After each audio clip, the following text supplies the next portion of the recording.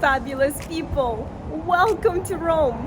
Today I'm sharing with you part 2 of my new series, Things to Do in Rome That Nobody Knows. But if you're wondering what to do in Rome that is so unique that most people never heard of before, then this Rome travel guide is definitely for you. Today I'm going to share with you some true hidden gems of Rome, Italy. Of course, if you're traveling to Italy for the first time, it is important to visit Rome landmarks like Colosseum, Piazza Navona, Spanish Steps, Vatican Museums, Pantheon, etc. Now wait guys, before we begin, please remember to smack that like button. And if you're new to my channel and my vibe and the vibe of this channel resonates with you, please consider subscribing. Alright, fabulous people, let's go explore. The first Roman attraction that should be on everyone's list is the Borghese Gallery. It's one of the most famous art galleries in the world, and yet so many people don't include it in their list of things to do in Rome.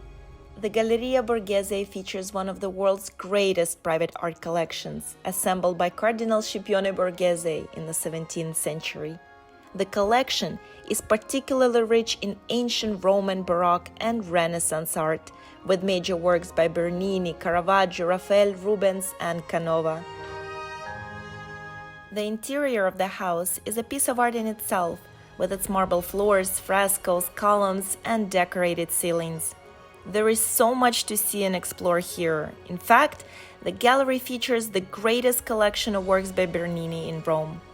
The highlights of the entire collections are Rape of Proserpina, capturing Proserpina being abducted and taken to the underworld by the god Pluto.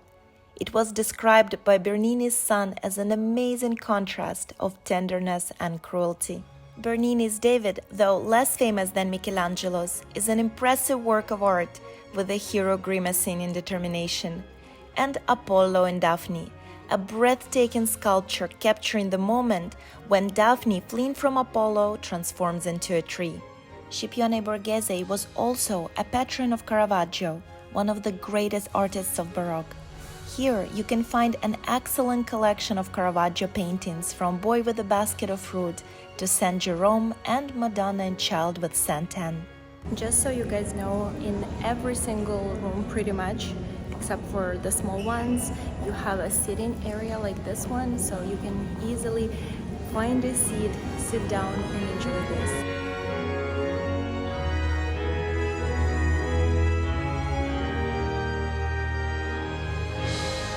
Please keep in mind that the Borghese Gallery allows visitors to spend 2 hours in the gallery per reservation. This is the same whether you tour on your own or with a guided tour. This is done to enhance the visitor experience and to protect art. The Borghese Gallery is the perfect place for art lovers to admire art in a beautiful location without crowds, and an absolute must when you visit Rome. The next hidden gem of Rome I want to introduce you to is Santa Maria delle Angeli e dei Martiri, a unique 16th century church with a long and fascinating history. The site was built where the baths of Diocletian from the 4th century BC had been found, an impressive demonstration of the glory of the Roman Empire. In an intent to conquer Rome, the Goths cut the water supply of the aqueducts in the city, so the baths had to be abandoned. Centuries had passed since the fall of the Roman Empire, and yet the massive baths of Diocletian were still standing in the 16th century, when a Sicilian priest suggested building a church on the site of the baths, dedicating it to Virgin Mary and the angels, and all the Christian slaves who died while building the baths. In 1560, Pope Pius IV commissioned an 86-year-old Michelangelo to transform the baths into a church. The basilica was the last great work of Michelangelo, who began the project in 1563 but died the following year.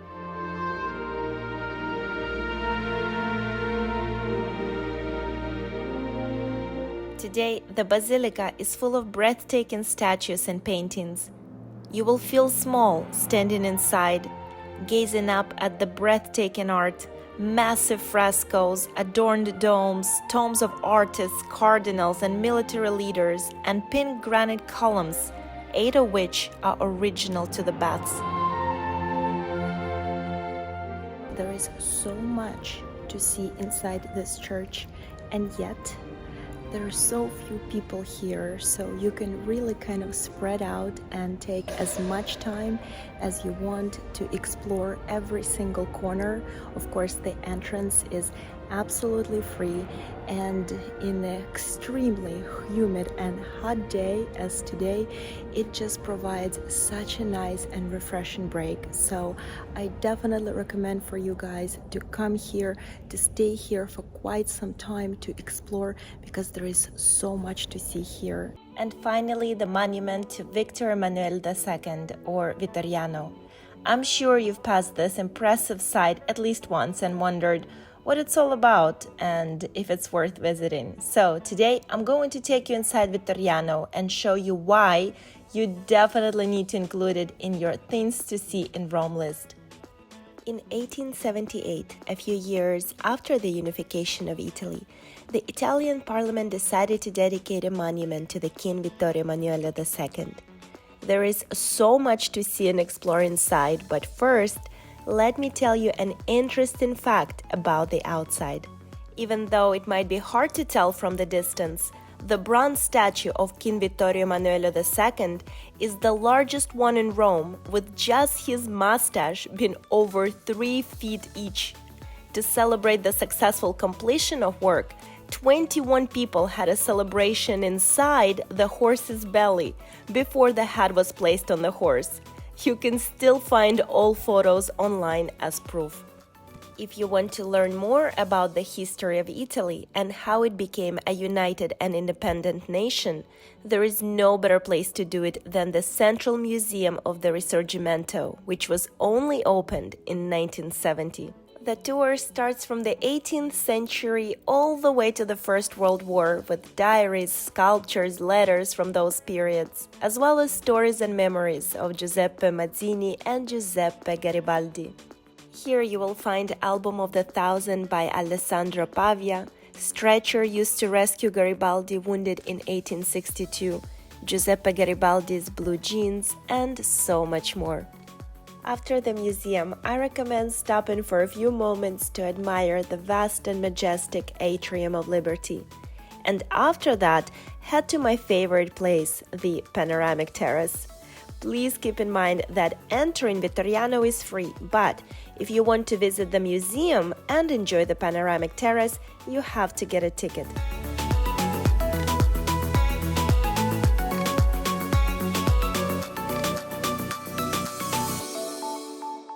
Wow guys, honestly, the views from this place are some of the best I've seen in Rome. The Vittoriano stands tall and majestic in the center of Rome, Italy.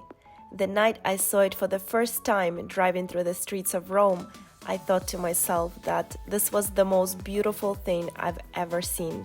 Alright guys, one of the perks of getting a ticket to the Vittoriano is the fact that afterwards you can go and see Palazzo Venezia, which is another gem of its own. For centuries, Palazzo Venezia was a residence of popes, cardinals, and ambassadors. Here you will find the famous Sala del Mappamondo, a beautiful space that can tell you so much about the lives of people who lived over a period of more than 5 centuries. Used by the popes to welcome guests until the end of the 16th century, it was also chosen by Benito Mussolini to establish his own headquarters. His desk was placed next to the fireplace, and from here he received guests and harangued the crowd from the balcony just outside. Sala delle Battaglie, another spectacular room with marble floor and ceiling dating all the way back to the 1920s. And Sala Reggia, the third and final monumental room in the palace. This room was originally used to welcome royalty, ambassadors, and powerful people that would wait here until they were granted an audience with the Pope. The entire tour will last about 40 minutes and end in Giardino Grande, the courtyard of the 15th century palace that was transformed into a garden during the 19th century. All right, guys, I'm going to share with you right now my hidden gem inside a hidden gem. So if you come to the Palazzo Venezia, you will find this incredible park right in the middle of the city center, and it is absolutely free. So it just offers such a beautiful escape from the Roman heat and humidity. So grab a bottle of water, come here and enjoy the freshness and coolness. And guys, it is truly a gem. It is so beautiful here, so green, so quiet. I absolutely love it.